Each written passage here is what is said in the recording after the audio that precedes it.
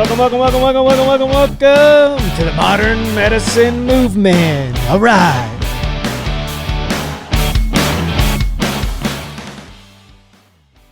Welcome back, guys. Another day, another week, almost another year is coming to a close. Happy holidays and a very Merry Christmas. Woohoo!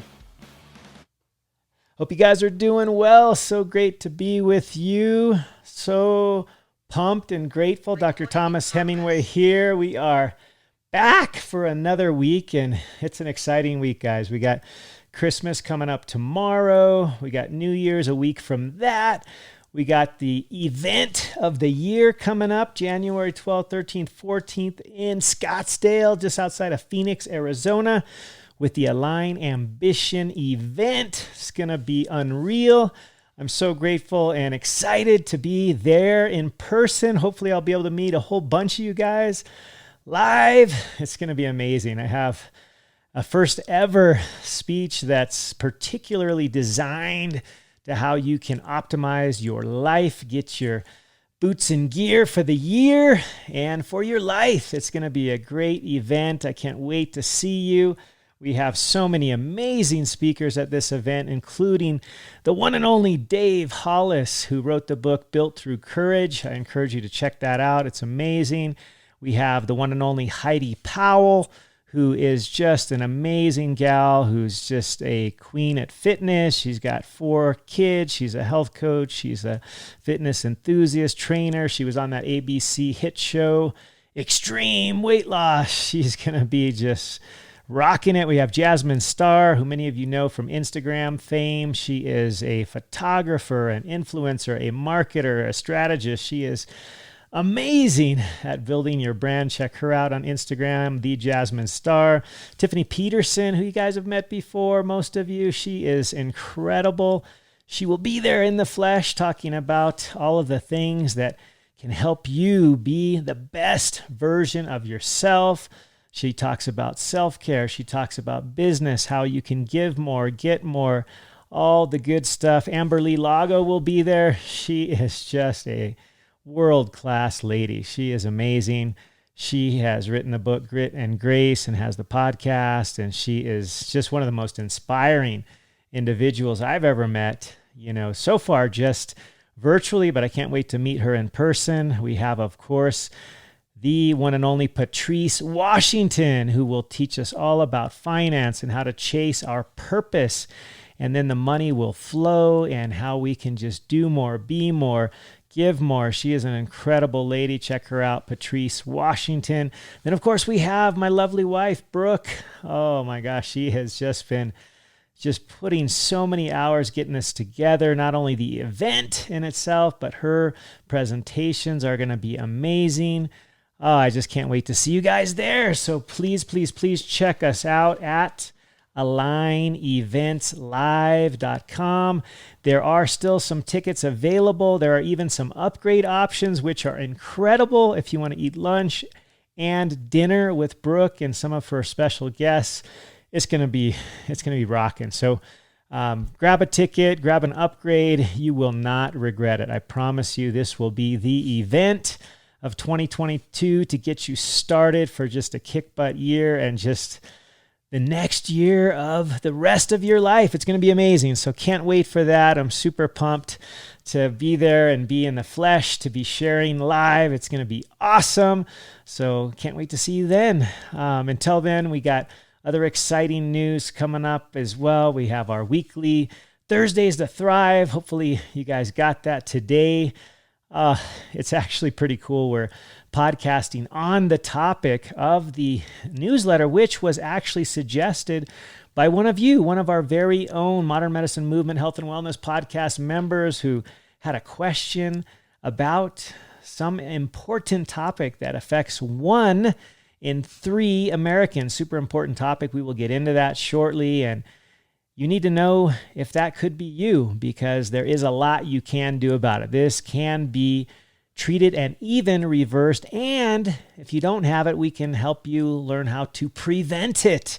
So it's quite an important podcast today. And I'm so grateful for one of our listeners who asked the question, because I hadn't shared specifically about this illness on any of my podcasts yet. I may have alluded to it with the ever so important topic of insulin resistance, that it is one of the key risk factors for this illness, but I never specifically talked about it. And so we're going to get into that shortly, but just wanted to just once again shout you guys out that are writing reviews. These are so helpful. Please, please, please hop on over there to Apple Podcasts, scroll down on the show and click on the star farthest to the right, hit me a 5-star review, and then just share a little something. Let me know what you're loving, what you're learning. You know, it's so fun to get these. I love to read them. I read them all 100%. And next week, with the upcoming new year in queue, we are going to pick a winner. In fact, we are going to pick 2 winners of my course. You will have my $200 health and natural weight loss course, but you can't even be entered unless you write a review. So please hop on over there to Apple Podcasts, to our Modern Medicine Movement podcast, and write me a review, and you will be entered to win a free health course by yours truly. So hopefully you guys get a shot at that. Please write a review, share this podcast with anybody that you know, love, or care about, because this information can change lives. Plural, many. And I've seen actually lots of folks that have reached out to me and have shared with me that this podcast is something that has really been a blessing, and that just moves me. That's why I'm here. That's why I do it. So thank you. We are going to get into it now. The podcast topic of the week is unfortunately becoming incredibly common. 1 in 3 Americans may have this condition called fatty liver disease, or if you want to get all technical, NAFLD is the abbreviation, non-alcoholic fatty liver disease. And this is an interesting topic because it's literally been skyrocketing in the last 2 decades. When I trained and did my medical studies, my medical training and school residency and whatnot, this was actually a pretty rare condition. In fact, almost all fatty liver disease was as a result of alcohol. That is the alcoholic fatty liver disease. And now, surpassing the alcoholic fatty liver disease is the non-alcohol fatty liver disease, which is now estimated to affect 1 in 3 Americans and 1 in 4 people worldwide. This is a problem worldwide. It's nutty. It's really crazy that it is so stinking common. It's actually, I could hardly believe it was I knew it was getting increasingly common, but I've been reading, I read probably 20 articles in preparation for this podcast with you folks, and the numbers are literally skyrocketing, almost to the asymptotic fashion. If you remember your algebra, this is not just a linear kind of creep up kind of curve. This thing is just hitting this super sharp upstroke, and it's not good. That's not what we want. It is not what we want. And the good news about this condition is that it is almost entirely preventable. That is right. You can prevent this. You can treat this and even reverse it. So we're going to get into it. We're going to talk a little bit about the cause, its origins, and what can be done about it. So once again, non-alcoholic fatty liver disease, or NAFLD, is surpassing pretty much almost any other cause of liver disease, and actually becoming the number 1 indication or reason for transplant, liver transplant, in all ages, including children, which is just shocking. Like literally, I've read case reports of 12-year-old children needing a liver transplant because of this condition, non-alcoholic fatty liver disease, which is basically entirely preventable. And so here's what it is. So basically what happens is, just like the name, connotes, you have fat deposited in the liver. And the reason that this occurs is twofold. One is just the simple overconsumption of calories, too many calories in general, more than we need type of thing. And that's what's interesting, looking at the calorie in and of itself, that we, in the year 2022 next week, are consuming on average at least 500 calories more than we were 30 years ago. So when I was a kid, we were eating 500 calories less per day. And if you think about that over time, it's no wonder we as a nation and in a world are the most overweight and obese humans that have ever walked the earth. And that's not something that I'm proud of. And that's not something, that we should be proud of. And I don't think any of us are, but the magnitude of this problem is truly immense. As we know, the overweight and obesity stats for the U.S., where I live, are just skyrocketing. We are I think we're number 2 in the world as far as most overweight and obese folks in our country. And we are rapidly looking to overtake that number 1 position. And that's not a good thing. But this is, twofold. One is that we're eating more calories, but it's much more than that. We're eating a specific type of calories that we didn't used to eat nearly as much. And these are the carbs, specifically the highly processed carbs coming from sugars, especially fructose and high fructose corn syrup, or HFCS, high fructose corn syrup. We are consuming that at just record highs. We literally, as a people here in the U.S., consume between the processed sugars like fructose and the processed highly,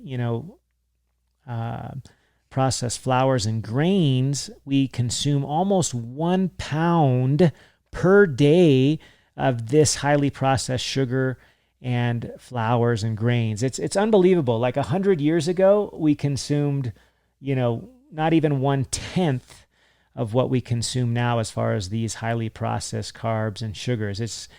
It's really, as I mentioned in the prelude, asymptotically just gone through the roof. And it's not something that I'm proud of at all. And I don't think we are, but I don't think many of us really appreciate it. And not only are we eating way more sugar, up to 1 pound a day, if you consider the sugar and the highly processed flours, it's about 0.5 pound to each.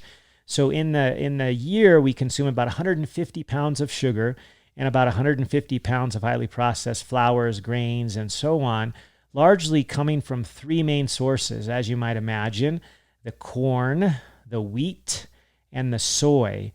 And what also comes from these things are, besides the sugars and the carbs, are really crappy, super industrialized and machine processed oils, like the vegetable oils and corn oils and soybean oils, which are equally dangerous to our health because they also cause significant inflammation and just lots of problems with not only fat storage, but insulin resistance and all the inflammatory conditions that we've heard about, like obesity, type 2 diabetes, hypercholesterolemia,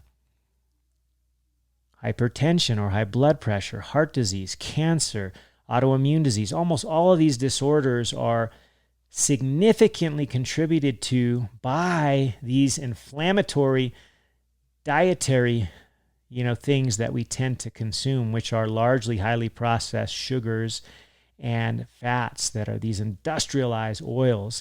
And so we're going to get into a little bit more in detail what the heck is going on in this non-alcoholic fatty liver disease, where basically what happens when we consume these highly processed foods, which it's been estimated that in the U.S., 60% of our diet, like 6 out of 10 things, 60% of what we eat is in this highly processed category of carbs, which is super crazy. I try to eat very little of these, which means that, maybe I eat 10% or something like that, 20% maybe on a bad day. But I rarely eat things that come out of a package with a label, because almost all of them have highly processed grains, sugars, carbs that are not awesome. My good friend and just amazing colleague, Dr. Benjamin Bickman, who I interviewed about a year ago on my podcast, he wrote the book, Why We Get Sick. He had the famous quote, in my podcast and in his book, that we should not be drinking our fruit, but we should be eating our fruit. And it's not the same. And I fell victim to this when I was a new parent. Our pediatrician, when our kids were getting close to 1 year of age. They were kind of being weaned off of breast milk and, starting to drink a bottle. And I should say, were encouraged to give them things like juice, like apple juice, for example, that's full of fructose in a juice format. And almost every juice out there has got tons and tons of fructose, which in and of itself, when it is in a whole fruit, it's not so bad because it comes also with the fiber and the other phytonutrients, phytochemicals, which benefit us. But if you pulverize it and you put it in a juice, or you squeeze the fruit and just juice it and drink only the juice, then you leave out all those fibers, which decrease the rise, in the blood sugar and corresponding insulin, and make it less likely that you'll have problems with insulin resistance. But when you drink juice, fruit juice, especially apple juice, is like one of the worst. And also, obviously, any, beverage that's full of sugar or sweeteners, especially the high fructose corn syrup, that's one of the absolute worst things ever for this condition. In fact, non-alcoholic fatty liver disease is found predominantly in people who have a processed foods diet. Like 60% of Americans have a highly processed food diet, where 60%, well, actually, basically, on average, 100% of Americans have 60% of their diet coming from processed foods, which means that those of us that eat less than that, like me, maybe hopefully 10 or 20% or less are processed foods, then that means there are others that eat up to 80 or 90% of their diet in processed foods. In fact, in children, this number has been shown to be up to 70% of their diet is in highly processed foods. These are things like breads and chips and cookies and crackers and highly processed, baked goods and treats and, Doritos, Cheetos, all those things, all the snack wells, all the granola bars and, all of this kind of snack food, the crackers and whatnot that we often expose our kids to is not a good thing. These are highly processed foods and contain these type of carbohydrates, which cause insulin levels to increase, and insulin causes us to store fat. Not just in any place, but especially in what's called the adipocyte, which are the fat cells of the liver and around the organs. This is called visceral fat. And this is the worst kind of fat because it is super inflammatory. It secretes these sort of hormonal messengers, as Dr. Bickman and I talked about, called adipokines or adipocytokines. You guys have heard of cytokines, like in the cytokine storm of COVID, for example, that causes all the mayhem, which is basically the inflammatory cascade, the inflammatory storm. And these fat cells that are growing in response to the elevated blood sugar and insulin from this carbohydrate-rich diet, especially the highly processed carbs, causes these fat cells to grow and to produce these signals, these adipokines, which cause inflammation, which therefore causes obesity, high blood pressure, heart disease, cancer, autoimmune disease. The neurodegenerative diseases like Alzheimer's is becoming known as type 3 diabetes, for example. All of this is caused by insulin resistance, caused by excess carbs, especially the highly processed carbs in the diet. And interestingly, let's just take a moment. I was rereading Dr. Bickman's book, Why We Get Sick. For those of you watching on YouTube, I have a copy here that I got because it's a really phenomenal book, and it's so interesting that so many conditions out there that many people are affected by, like high blood pressure, diabetes, especially type 2 diabetes, obesity, being overweight, chronic inflammation in the form of autoimmune disease, heart disease, cancer, the neurodegenerative diseases of Alzheimer's, Parkinson's. All of these things have at their root inflammation, which comes or is associated with, in almost every form, insulin resistance. And like I said at the outset, what's interesting is, 20 or 30 years ago when I did my medical training, this non-alcoholic fatty liver disease was super rare. We almost always saw fatty liver associated with alcohol. And now we are seeing it more likely to be associated with folks who are either type 2 diabetics, who are overweight or obese, those that have this kind of high, processed food diet. And it's a big change, and it's a shift. Like I said, up to 1 in 3 people in the U.S. have fatty liver disease, which is not awesome because it may lead to this ongoing inflammation, which can be seen in elevated liver enzyme tests, AST, ALT, GGT. Those are things that you can easily get checked at your physician's office, because if those are elevated, even slightly, that means you could have a low-grade inflammation going on, which, if you're not a drinker, is most likely caused by this non-alcoholic fatty liver disease, which can progress to what's called cirrhosis of the liver, where you get scarring and basically you lose liver function to the point where it is now the number one cause of liver transplant, which is unheard of. When I was doing my medical training 20 and 30 years ago, I almost rarely saw a case of this non-alcoholic fatty liver disease causing cirrhosis and ending up requiring a transplant. Now we've seen as young as 12-year-old children requiring transplant because they've been basically drinking juice, drinking soda, eating crackers, chips, and all these kind of highly processed carbohydrates. It's crazy. I'm going to read you a little excerpt out of Ben Bickman's book about fructose, which is that sugar found in juice, found in the high fructose corn syrup that is in so many things that come with a label, right? That come in a package. Number one, I'll just cut to the chase. Number one, as to things to avoid to be able to not get fatty liver disease and avoid it, is we have to avoid all things containing high fructose corn syrup. Once and for all, toss them, never, drink them, eat them. Like, that is among the worst possible things. And juices may not have high fructose corn syrup. If they do, 100% don't drink them. But consider just the fact that they also, because of their fructose load without all the fibers, because if you're juicing it, you're leaving the fibers behind, they can also contribute to this. And so fructose, in Ben Bickman's book, I'm going to read you just an excerpt, is similar to alcohol, but without the hangover. What the two have in common is that they're both handled in the liver. Both are metabolized by the liver. Unfortunately, the liver has very limited options for metabolizing fructose and alcohol. Much of what isn't used for energy production is, big surprise, converted to fat.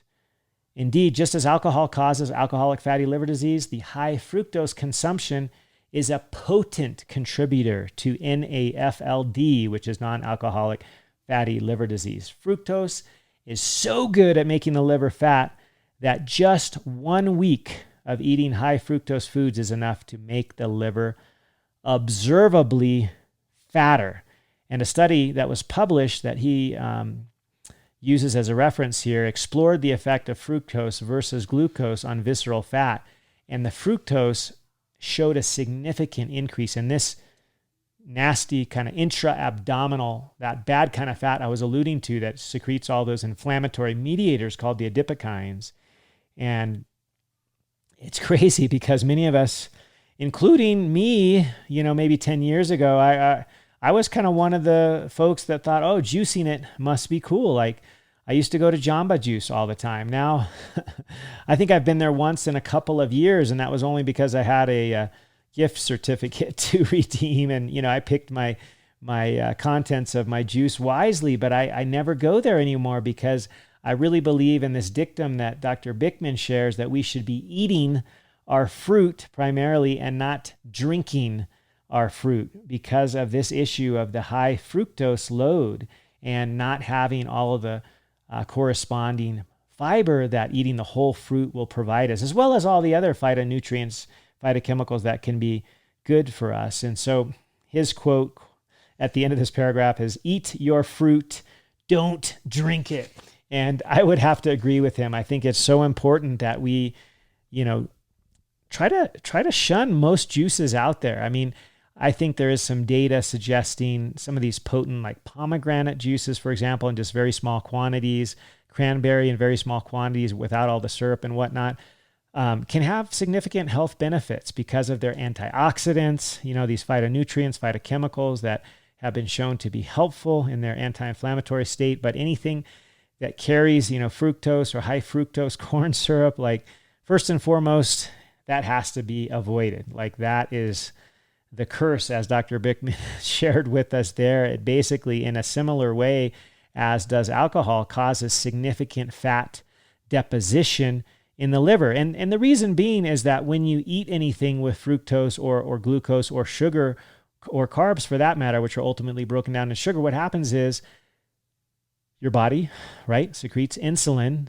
so that you don't have these super high levels in the blood. So that tries to bring the blood sugar down. But the insulin causes the sugar to go into the cells and to be stored as fat. If you recall, we've talked about this before, but of all of the, things that we eat, carbohydrates, unfortunately, tend to be the biggest quantity, up to 60% in the SAD American diet or the standard American diet. And what happens when we eat the carbs is that 96% of those carbs that we eat are actually converted into fat. So that's not just the body fat that jiggles, but also this bad kind of internal, fat around our organs that Dr. Bickman was talking about, especially the fructose, causes this to grow and proliferate. These fat cells can get, up to, I think, 1,000 times their size. They just super, large and hyperplastic, they call it, and they can secrete these inflammatory mediators called the adipokines, which cause all these chronic diseases that we've talked about. So avoiding a high processed food diet is first and foremost, especially the sugars like fructose and high fructose corn syrup. That's the number one, okay? So avoid the high fructose corn syrup like the plague. If you see it in a label, toss it or don't buy it, right? If it doesn't end up in your cart or basket at the grocery store, it's never going to be in your pantry. And then you don't even have to think about it. It won't ever be tempting you because it just won't be there. And this, like I said, the cause is that these carbs cause insulin to rise. And when insulin rises, it causes us to store that glucose as fat all over the body, especially into the liver, through a process called lipogenesis. That just means making of fat, because when you eat all these high, processed foods that have carbs in them and the bad oils, they cause your triglycerides to go up. These are those fat particles that are not awesome. The triglycerides basically are what's contributing to this significant inflammatory storm and insulin resistance. If you look at the number one way to get rid of triglycerides, it's not what most doctors and fitness people have taught, which is, triglycerides is a fat particle, right? So we must eat less fat. Wrong. Triglycerides are produced in response to insulin. Insulin is secreted in response to carbohydrates. In fact, the antidote to this condition, to fatty liver, is actually eating, you're going to freak out, eating natural, pure fat. Fats like those which are contained in some of my favorite things, like avocados. That's a saturated fat that's natural, which does not cause the body to secrete insulin at all. And my second favorite natural fat comes from the coconut. Being from Hawaii, I love anything coconut. Coconut oil to cook with, or the meat of the coconut milk. I just love all things coconut. Coconut is amazing. Coconut water. You just ask my kids. I'm drinking a couple cans of this a day. I just think it's amazing. If and when I can get access to a coconut that falls on the ground, or that I can get off the cocoa palms over there, I'll open that thing up and I'll just drink the coconut water right out of it. It's amazing and has so many benefits. But this fat found in coconuts, there's a type of it called MCT oil, medium chain triglycerides. This is actually an antidote, believe it or not, an antidote to fatty liver disease. In other words, eating healthy, whole foods like coconut, avocado that have fat in them, saturated fat that is natural, that actually causes zero insulin release. None. And when you don't cause insulin release, you're not making those liver cells generate fat through that process called lipogenesis. In other words, eating healthy, natural fat can be the antidote to fatty liver disease. And that's actually been shown. They've done studies looking at especially the coconut oil called the MCT oil in folks who have had fatty liver disease, both caused by the non-alcoholic variation as well as caused by the alcoholic variation of fatty liver disease. And eating MCT oil, or adding it to your diet, has been shown to not only stop this process of making fatty liver disease, but also has been shown to reverse it, to actually reverse it. So this old adage that my grandmother taught me, she knew this back in the day because 100 years ago when she was a little girl, they didn't eat high fructose corn syrup. They didn't eat these seed oils, canola oil, soybean oil. They didn't eat any of that. You know what they ate? They ate butter and lard and ghee and the natural fats. They loved the fruits. They loved their vegetables. They didn't have, and if they made bread, they made it from starter, right? They may have ground the wheat themselves. My grandmother had a wheat grinder. She wasn't getting it pulverized from the plant and in a, bag from the store, which is like the most adulterated form of flour out there, right? That causes this insulin rise and ultimately fatty liver disease from the highly processed carbs and grains. They didn't have that back in those days. They just didn't have that. And they knew that it was not the fat that made you fat. It's the sugar that makes you fat, not the fat that makes you fat. And I've talked about this in previous podcasts. Check out my one that was on fats and oils and cholesterol that I did previously, as well as one or two of them that I did on carbs. Also in my natural health course and weight loss, I talk all about the macronutrients, including the proteins, the fats, and the carbs, and what's the actual truth of how these things work in the body. And I will tell you from not only personal experience and shared with thousands of others that it is not the fat, especially not the healthy fat, that makes you fat. You can eat literally all the avocados, all the, eggs and coconut oil that you want, and you will not get fat because a couple of things happen. Number one, insulin does not go up. These things, the fats, do not cause insulin to rise. And so insulin is what primarily makes us store fat. And so insulin does not rise. These things are much more satiating. We get fuller quicker, so we're not always hungry, right? The one thing you don't want to do is you don't want to eat fats coupled with carbs or sugar. This would be found in things like French fries or chips or, anything that's in oil, like that's a carb, like maybe donuts, for example, all these kinds of things that are both fatty, but usually these are processed seed oils, kind of fatty. French fries, most of those are fried in things like canola oil and soybean oil and whatever's the cheapest kind of vegetable oil that the restaurants can find. So I try not to eat much, if any, fried foods. Occasionally I'll have a fried shrimp or something, but I try to go pretty light on those kinds of things because they're usually done with the cheapest oil available. If I'm not frying it myself in coconut oil, it's all suspect because, you guys know this. If you go to the store and try to buy coconut oil, it's about 10 times the price of canola oil or vegetable oil or rapeseed oil or soybean oil. It's just so much more expensive. And so what do you think the restaurants are using? Are they using the stuff that costs 10 times the price? Absolutely not. And I hope that one day there will be a restaurant that only uses things like coconut oil and avocado oil. And I have a son who's entrepreneurial, and he's already telling me that that's what he wants to do because he knows the truth about these things. The real natural fats, like from coconuts and avocados, do not make you fat, but it's those carbs and sugars. And then if you add the seed oils to that, like the French fries, right, that are cooked in canola oil, or the donuts they're also, dipped in the oils and fried and so on. Like that's, some people refer to that as a sweet fat because you're mixing carbs and fats, and that's also a bad combination because, you have the inflammatory oils coupled with the carbohydrates, which are highly processed, and also correspondingly super inflammatory. It's a double whammy. So don't do the sweet fat thing. If you're going to eat fat, eat the whole natural, real stuff from avocados and coconuts and butter, ghee, lard, tallow, that kind of thing. And you won't have this problem because insulin is not released. And so you don't have the deposition or storage of fat. And so I kind of alluded to this, but, currently in the US, we eat way too much carbs and sugar, up to 152 pounds of sugar a year. And then another 150 pounds of processed grains and flours. So that's 300. That's basically a pound a day of highly processed carbohydrates, either sugars and or flours, which is significantly more than we have in the past, and These are contained in all those things with a package and a label, all those sugary drinks that are out there. And it's actually pretty dang easy to reverse and to stop this because we just don't pick these things up at the market.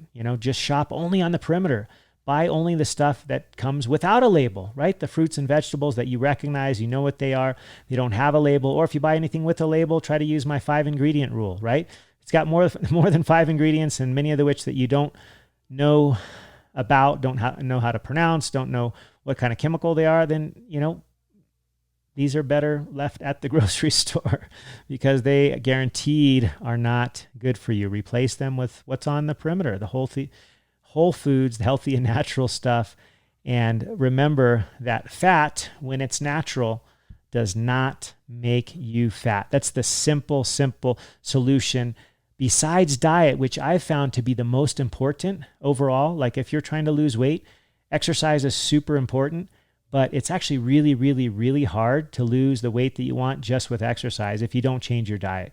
You gotta change the diet and just dump all of those processed foods, the seed oils. Like if you can avoid those, you will literally notice the pounds and inches melt away significantly. So it's got to start with a diet. There's no replacement for what ends up at the end of your fork. There's no substitute. You have to pay attention to the quality of your food and what lands on the tip of your fork, which is only going to be, the things that land in your basket or cart at the grocery store. So if you never end up putting them in your basket or cart, you don't have to worry about it. You don't have to go, I have this craving. Let me go run to the pantry. It just won't be there because you never picked it up in the first place. So first and foremost is the quality and the nature, right, of our food and where it comes from. The source and quality is number one. Number two is movement. That's always recommended to, reduce your fatty liver or prevent it. Movement is key.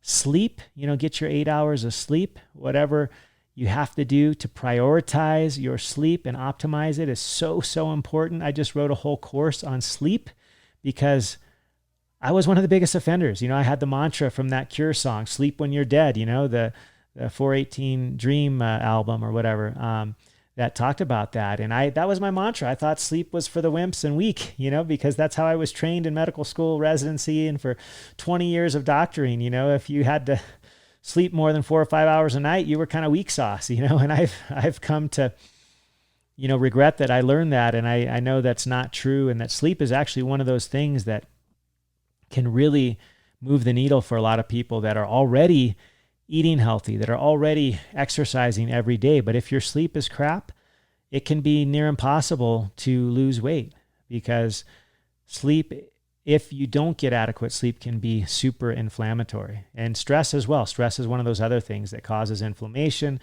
that causes fat deposition, and also can contribute to fatty liver disease. Stress can contribute to it as well as lack of sleep, and especially the dietary concerns that we talked about in this podcast with the carbs and the oils, and especially the fructose and high fructose corn syrup. So these are the things that we can do. They're all in our wheelhouse. They're not difficult. You don't have to have any special equipment, to move your body every day. You can go out for a 15 or 20 minute walk. That's kind of my go-to.